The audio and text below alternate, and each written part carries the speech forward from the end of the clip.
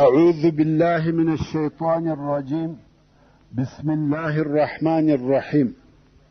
إن الحمد لله نحمده ونستعينه ونستغفره ونعوذ بالله من شرور أنفسنا وسيئات أعمالنا. من يهده الله فلا مضل له ومن يضلل فلا هادي له، وأشهد أن لا إله إلا الله وحده لا شريك له، وأشهد أن محمدا عبده ورسوله صلى الله عليه وآله وسلم تسليما كثيرا. أما بعد، د سرور کائنات صلى الله عليه وآله وسلم ژوند. محترم ورونو، زموږ قصه دې ځای ته رارسېدلې وه. د اهل طائف هم اطمینان حاصل سو او نیت یې وکړي چې نه به تسلیمیږو، که څه هم د مخه بیرېده او په شک کې و چې تسلیم سو که یا، مګر اوس چې عیینه ابن حسن ورغلی او دا خبرې یې ورته وکړې، نو یې بلکل تسلیمېده رد کړه او د جنګ نیت یې وکړي.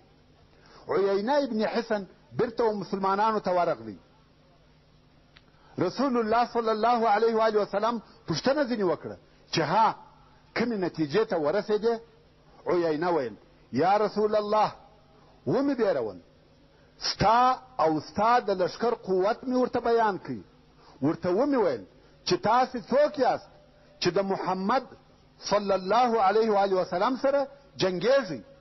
خیبر په هغه اسلحه او هغه قلاو نسو ورته ټینګ، تاسې ورته ټینګېدلی سئ؟ تسلیم سی.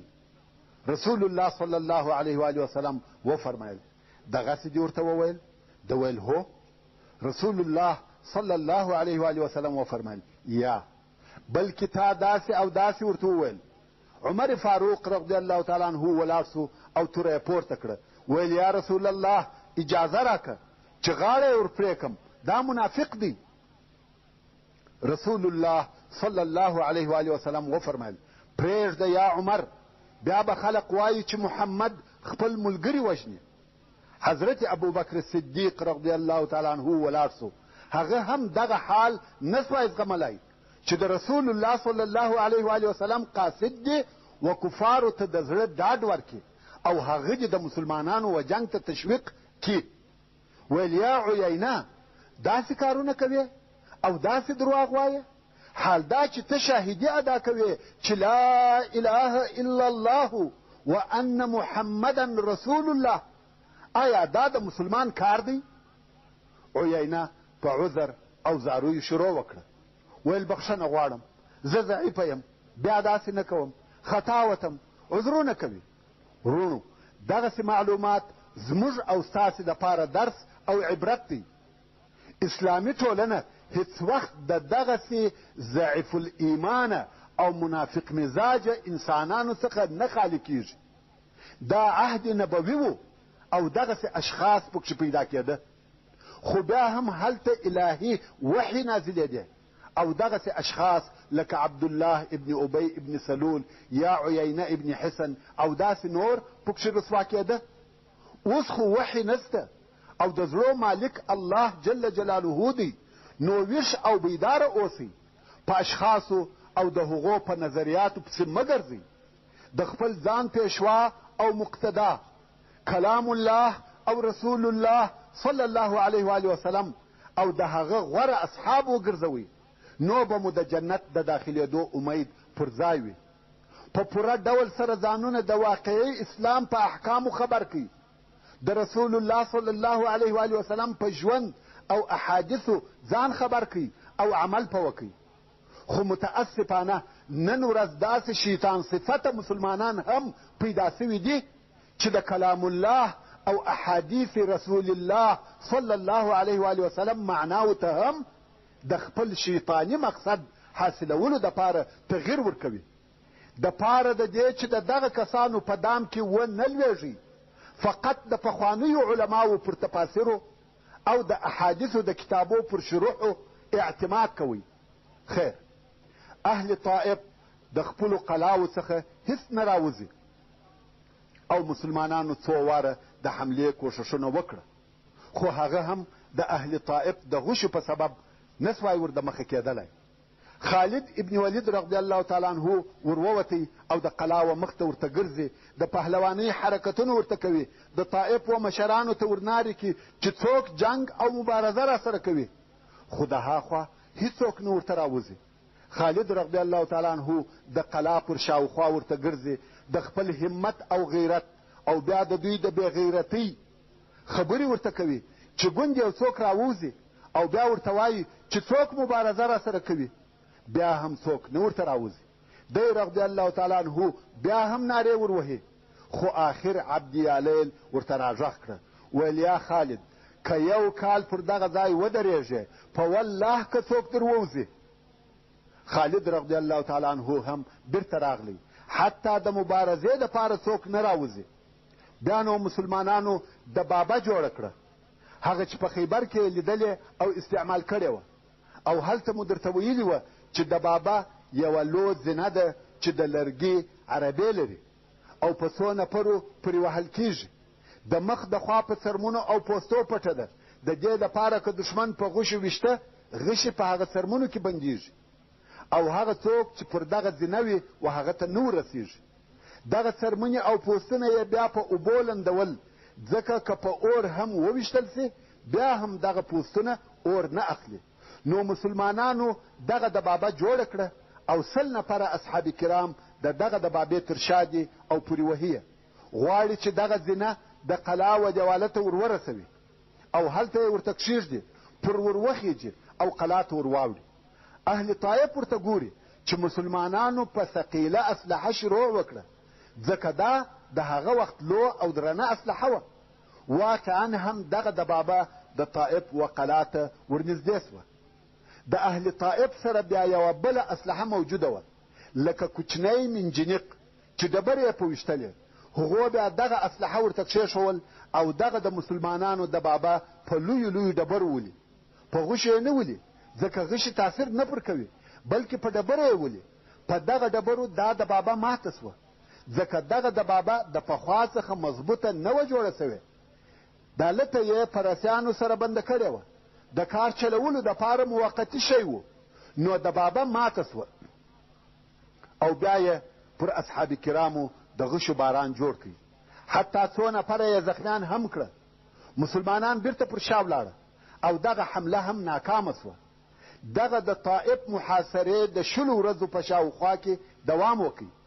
د مسلمانانو د طرفه دغه حملې او کوښښونه پرله پسې جاري دي چې وقلا ته ورننوځي، خو ټوله کوښښونه یې بې فایدې وه. یوه بله ورځ بیا مسلمانانو حمله وکړه چې هغه هم بې فایدې سوه. ابوبکر صدیق رضی الله تعالی عنه د رسول الله صلی الله علیه و آله وسلم سره ناست دی او د رسول الله صلی الله علیه و آله وسلم سره په دغه باره کې خبرې کوي چې باید څنګه او په څه ډول حمله پر وکړو.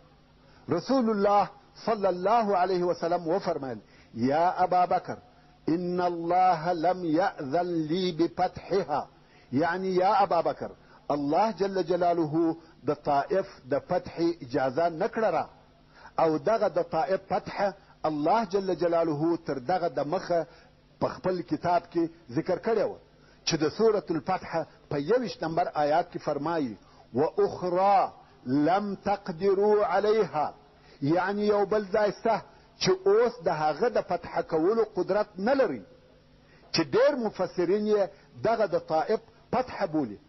الله جل جلاله دغسې مقدره کړې وه چې اوس یې نسي فتح کولی. ابو بکر صدیق رضی الله تعالی عنه چې دا خبره واورېده ویل یا رسول الله و خلقو ته د کوچ او بارېدو اجازه ورکو، یعنی په بارېدو یې امر کو. رسول الله صلی الله علیه و آله وسلم وفرمایل هو، ځکه وحی نازلې سوي وې چې نیسئ فتح کولی. کوم وخت چې ابوبکر صدیق رضی الله تعالی عنه د رسول الله صلی الله علیه و آله وسلم د خیمې څخه راووتی چې خلق په بارېدو سره امر کړي، ویلې ده چې د عمر فاروق رضی الله تعالی عنه او ابوالمحجن الثقفي په مابین کې یو تود بحث یا سوال او جواب شروع دی. ابوالمحجن الثقفي چې د قلا پر بام ولاړ دی او عمر رضی الله تعالی عنه پر مځکه ولاړ دی، په لوړ آواز او نارو یو د بل سره خبرې کوي. ابوالمحجن ورته وایي تاسې څوک یاست؟ ستاسې جنګ نه دی زده، تاسې د جنګ خلق نه یاست. عمر رضی الله تعالی عنه بیا ورته وایي تاسې لکه کربوړي په غار کې پټ یاست، چیرې به راڅخه ولاړ سئ؟ قسم په الله یو کال به درته ولاړ یو تر څو وراوتلو ته مجبوره سئ. اوس ابوبکر صدیق رضی الله تعالی عنه راووتی چې خلق په بارېدو امر کړي او دلته د عمر رضی الله تعالی عنه او ابوالمحجن په مابین کې دغه سوال او جواب شروع دی. ابوبکر صدیق رضی الله تعالی عنه واورېده چې عمر رضی الله تعالی عنه ورته وایي والله یو کال به دلته انتظار درته وباسو. ابوبکر صدیق رضی الله تعالی عنه ورته وویل داسې مه وایه یا عمر، الله جل جلاله یې د فتح اجازه نه ده کړې. عمر رضی الله تعالی عنه ورته وایي تا دغه خبره د رسول الله صلی الله علیه و آله وسلم څخه واورېده؟ ویل هو. ویل نو باریږو؟ ویل هو. نو داسې امر وسو چې ویل سبا باریږو. د بارېدو امر چې نشر سو، ځینې ځوانان د جهاد شوقیان، هغه کسان چې د حنین په ورځ تښتېدلي وه او پر هغه خپله تېښته غمجن وه و خپلو ځانو ته یې قهر راغلی و، اوس غواړي چې د ثقیف او حوازن څخه خپله بدله او انتقام واخلي. نو ویل موږ نه باریږو څو طائف فتح نه کړو. ورسول الله صلی الله علیه و آله وسلم ته ورغله ویل یا رسول الله طائف مو نه دی فتح کړی او ځو موږ جنګ ورسره کوو.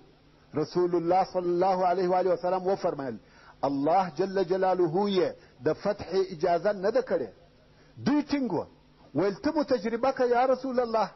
رسول الله صلی الله علیه و آله وسلم وفرمایل ښه دی ورسې حمله پر وکړه. هغه پرجوش راغلي ځوانان سره یو ځای سوه او د طائف پر قلا یې ډېره شدیده حمله وکړه. د هغه طرفه څخه په غشو ویشتل کېده. دونه غشې پر واورول چې ټوله یې زخمیان کړه، یو هم بې زخمه نسو پاته. بیرته ټوله زخمیان راغله. رسول الله صلی الله علیه و آله وسلم وفرمایل ان شاء الله سبا باریږو. خلق هم په دغه فیصله خوشحاله وه او هیچا هیڅ ونه ویل. خلق د بارېدو دپاره د سامان په تړلو مشغوله سوه او رسول الله صلی الله علیه و آله وسلم د ځان سره په تبسم خندل. په سهار کې مسلمانان رابار سوه او طائف نسو فتح. اوس چې د مسلمانانو لشکر د طائف څخه کوچ وکړي او رهیسو، رسول الله صلی الله علیه و آله وسلم وفرمایل دغه الفاظ وایاست آیبون تائبون عابدون لربنا حامدون. په لار کې بیا ځینې هغه اصحاب کرام چې زړه یې درد کړی و چې طائف ولې نسو فتحه ورسول الله صلی الله علیه و آله وسلم ته ورغله او ویل یا رسول الله وثقفت شراوکه. رسول الله صلی الله علیه و آله وسلم نبی الرحمه وفرمایل اللهم اهدي ثقيفا واتي بهم، یعنی الهی وثقف ته هدایت وکې او مسلمانان یې راولې. د شراب په عوض کې یې دعا ورته وکړه او واقعا هم لږ موده وروسته الله جل جلاله وثقف ته هدایت وکړي او د دوی ډله په مدینه منوره کې ورسول الله صلی الله علیه و آله وسلم ته د اسلام د اعلانولو دپاره ورغله او اسلام ته داخل سوه. کم وخت چې رسول الله صلی الله علیه و آله وسلم د طائف د محاصره پرېښول نو جعرانې ته ولاړ. جعرانه هغه ځای دی چې د حنین غنیمتونه پکښې یو ځای سوي وه. رسول الله صلی الله علیه و آله وسلم دلته په جعرانه کې اوسیږي او غنیمتونه نه تقسیموي. انتظار کوي چې شاید د ثقیف او حوازن خلق راسي او مسلمانان سي چې رسول الله صلی الله علیه و آله وسلم دغه د دوی بندیان او مالونه بیرته ورکړي او یا لږ تر لږه د دغه خپلو ښځو او کوچنیانو طلب وکړي.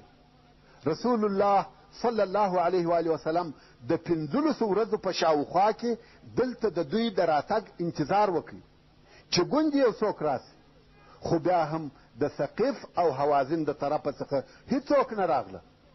رسول الله صلی الله علیه و آله وسلم د شوال پر 6مه د مکې مکرمې څخه راوتلی و. د شوال میاشت پای ته ورسېده. حتی ذوالقعده هم پر خلاصېدو ده. تقریبا 2 میاشتې کېږي چې رسول الله صلی الله علیه و آله وسلم د مکې مکرمې څخه راوتلی دی. رسول الله صلی الله علیه و آله وسلم ولیده چې کفار د خپلو ښځو او اولادو دپاره هم نه راځي. نو رسول الله صلی الله علیه و آله وسلم امر وکړي چې غنیمتونه دې وویشل سي. ښځې، کوچنیان، زر، اوښان، پسونه دا ټول ویشل کېږي. تقسیم یې اول و هغو کسانو ته ورشروع کوي چې په عربي کې مؤلفته قلوبهم ورته ویل کېږي. مؤلفته قلوبهم څوک دي؟ د عربو اشراف او رئیسان دي، هغه چې نوی یې ایمان راوړی دی، تازه مسلمانان سوي دي، خو اسلام یې تر اوسه ضعیفه دی، د تزلزل په حالت کې دي. دا امکانات یې شته چې د اسلام څخه واوړي. نو دغه غنیمتونه په دې سبب و هغو ته ورکول کېږي چې پر اسلام ټینګ سي او اسلام یې قوي سي، زړونه یې و اسلام ته راجذب سي. یا هغه څوک دي چې تر اوسه مشرکان دي خو رسول الله صلی الله علیه و آله وسلم د هغو د اسلام امید لري، نو ځکه و دوی ته هم په غنیمتو کې حصه ورکوي. د مؤلفة قلوبهم په جمله کې اول هغه څوک چې ډېره لو حصه ورکول سوه ابو سفیان و. رسول الله صلی الله علیه و آله وسلم په خپله د دغه غنیمتو تقسیم کوي. نو اول نفر ابو سفیان و. رسول الله صلی الله علیه و آله وسلم وفرمایل 100 اوښه ورکوي، د سرو او سپینو زرو 100 اوقیه ورکوي. دا ډېر زیات مال و. 100 اوښه پوره سرمایه وه. حتی نن ورځ هم 100 اوښه ډېر مال بلل کېږي. یو اوښ په څو دی؟ په 100 کې یې ضرب که. نو په هغه وختو کې به څونه زیات مال و. ابو سفیان ډېر خوشحاله سو چې دا څنګه سخا او ورکړه ده. ابو سفیان پټو اوار کوي، د زرو 100 اوقیه یې پکښې ور واچولې. ابو سفیان ویل یا رسول الله زما د زوی معاویه حصه. ویل د معاویه دپاره هم 100 اوښه او 100 اوقیه د زرو دي. د زرو دغه 100 اوقیه هم په هغه پټو کې ور واچول سوه. بیا یې ویل زما د زوی یزید حصه. رسول الله صلی الله علیه و آله وسلم وفرمایل هغه لره هم 100 اوښان او 100 اوقیه د زرو دي. دغه 100 اوقیه هم په هغه پټو کې ور واچول سوه. ابو سفیان چې اوس خپل پټو سره راټول کړي او غواړي چې په شا یې کې نیسي پورته کولی، ډېر درانه وه. دا د رسول الله صلی الله علیه و آله وسلم عطا او ورکړه وه. فکر وکړئ دا څونه زر وه چې یوازې ابو سفیان ته ورکول سوه، چې ابو سفیان یې په شا نسي وړلی یا یې په شا کولی نسي. نو ابو سفیان ویل کومک را سره وکړئ، راپورته یې کړئ. رسول الله صلی الله علیه و آله وسلم وفرمایل یا په خپله یوازې به یې پورته کوې او وړې. زورونه څو اوږه یې تر لاندې کړه او پورته یې کړه. د باره سره رهي سو. رسول الله صلی الله علیه و آله وسلم په تعجب سره سر وښوراوه چې څنګه دغه مال او پیسې د انسان و زړه ته ننوځي. دا هغه اوله ورکړه او حصه وه. بیا یې حکیم ابن حزام ته 100 اوښه ورکړه. هغه 100 نور وغوښته، 100 یې نور هم پسې ورکړه. صفوان ابن امیه ته یې 100 اوښه ورکړه. بیا یې 100 ورکړه، بیا یې 100 ورکړه. حارث ابن الحارث ابن کلده ته یې 100 اوښه ورکړه. بیا یې عیینه ابن حسن ته ورغږ کړه. دا هغه سړی دی چې هغه ټول مخالف کارونه یې کړي وه. بیا هم رسول الله صلی الله علیه و آله وسلم وفرمایل و ده ته 100 اوښه او 100 اوقیه د زرو ورکوي. ده ته هم ورکول سوه. همدارنګه اقرع ابن حابس ته 100 اوښه او 100 اوقیه د زرو ورکول سوه. دغه رنګه و نورو مشرانو ته 100 اوښه او 100 اوقیه د زرو ورکول سوه، چې دغه خلق په کتابو کې د اهل المئین په نامه سره یادیږي. یعنی په دغه غنیمت کې یې په 100 حصه اخیستې ده. دغه رنګه و نورو مشرانو ته 50 40 اوښان ورکول سوه. حتی په خلقو کې دا خبره نشر سوه چې محمد صلی الله علیه و آله وسلم داسې ورکړه کوي چې د فقر څخه نه بیریږي. کم وخت چې مشران خلاص وه په نورو عامو خلقو یې شروع وکړه و هغو ته حصې او مالونه ورکول کیږي.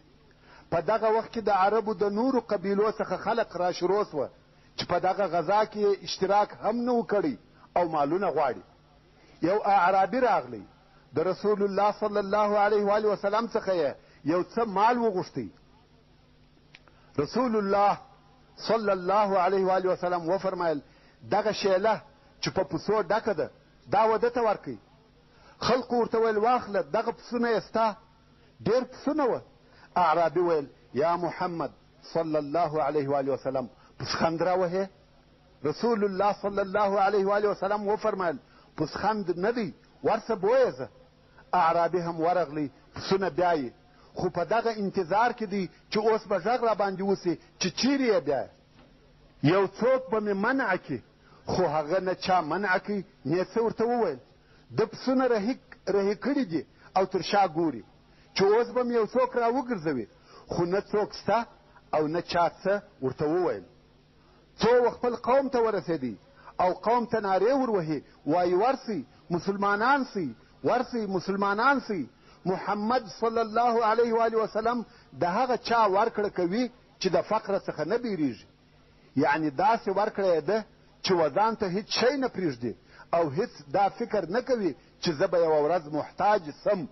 ورونو، هر څوک چې هر څونه سخي هم وي د ځان د ضرورت دپاره یو څه مال راګرځوي یا اقلا د احتیاج د وخت فکر ورسره وي. مګر اعرابي وایي د محمد صلی الله علیه و آله وسلم سره د فقره څخه هیڅ بیره نسته. قوم چې دا د ده رمه او پسونه ولیده هغه هم مسلمانان سوه. دغه هغه د زړو را جذبول دي، مؤلفة القلوب، چې په دغه مالو یو اسلام ته را جذب کړه. اوس نو رسول الله صلی الله علیه و آله وسلم دغه د غنیمت مالونه ویشي او ویشي. اعراب پر راټولیږي، څو چور او ازدحام جوړ سو، هر یو څه غواړي. حتی رسول الله صلی الله علیه و آله وسلم د ډېر ازدحام په سبب د خپله ځایه څخه نسي ښورېدلی. رسول الله صلی الله علیه و آله وسلم د خپله ځایه څخه یو څه پر شا ولاړی. هلته بیا خلق پر راټول سوه او هر یو زور وهي، نارې وهي یا رسول الله ماته راکه ماته راکه. څو رسول الله صلی الله علیه و آله وسلم یې په دغه پورې وهلو کې و یوې درختې ته ورساوه. د ډېر چور او پورې وهلو په سبب د رسول الله صلی الله علیه و آله وسلم لوړ د اوږو پټو یا په درخته پورې بند سو یا د خلقو د چور په سبب کشف سو او د رسول الله صلی الله علیه و آله وسلم مبارک بدن ښکاره سو. رسول الله صلی الله علیه و آله وسلم نارې کړه ایها الناس ردوا علی ردائی ردوا علی ردائی. ای خلقو زما پټو راکئ زما پټو راکئ. په والله که زما سره د تهامې د درختو په شمېر حیوانات وي ټوله به در باندې تقسیم کم. تاسې به ما نه بخیل نه بېزړه او نه درواغجن ووینئ. یعنی زه نه بخیل یم او نه د فقره څخه بیریږم او نه درواغ وایم. په والله هیڅ شی نه در څخه ګرځوم. هلته ورسول الله صلی الله علیه و آله وسلم ته نږدې یو اوښ ولاړ و. د هغه پر بوک یې لاس تېر کړي. د اوښ یو څه وړۍ په لاس ورغلې، هغه وړۍ یې په لاس کې پورته کړې او ویې فرمایل ای خلقو په والله په دغه غنیمتو کې د دغه وړیو پر اندازه شی زما نه دی بې له خمسه څخه، یعنی پنځمه حصه، او هغه خمس ټوله پر تاسې ویشم، ځان ته هیڅ شی نه پرېږدم. په دغه وخت کې یو اعرابي راغلی. اعرابي خو پیژنئ، هغه صحرایي عرب ته ویل کیږي کم چې په خیمو او قبیلو کې اوسیږي. اعرابي راغلی او رسول الله صلی الله علیه و آله وسلم یې تر کالي ونیوی او کالی یې په زوره کش کړي چې د دغه کشېدو په سبب د رسول الله صلی الله علیه و آله وسلم پر مبارکه غاړه سور داغ پاته سو. ویل یا محمد صلی الله علیه و آله وسلم ماته هم راکه او عدل وکه، قریش ظالم قوم دی. حضرت عمر رضی الله تعالی عنه د دې خبرې تحمل نسوای کولی، اجازه یې وغوښته چې دغه سړی ووژني، ځکه دغه خطاب یې ورسول الله صلی الله علیه و آله وسلم ته و او رسول الله صلی الله علیه و آله وسلم قریش دی. خو رسول الله صلی الله علیه و آله وسلم وفرمایل پرېږده یا عمر. او دغه اعرابي ته مالونه ورکړه او آخر یې ورته وویل راضي سوې؟ اعرابي ویل هو راضي یم. دا د خلقو سره د رسول الله صلی الله علیه و وسلم ژوند معامله او ورکړه وه. دغه ویش تر اوسه په خمس یا د غنیمتو په 5مه حصه کې و چې د هغه د مصرفولو اختیار د رسول الله صلی الله علیه و وسلم په لاس کې و او د غنیمتو هغه پاته 4 حصې پر لښکر تقسیمیږي. وصلى الله تعالى على خير خلقه محمد وآله وأصحابه وأهل بيته أجمعين. والسلام عليكم ورحمة الله وبركاته.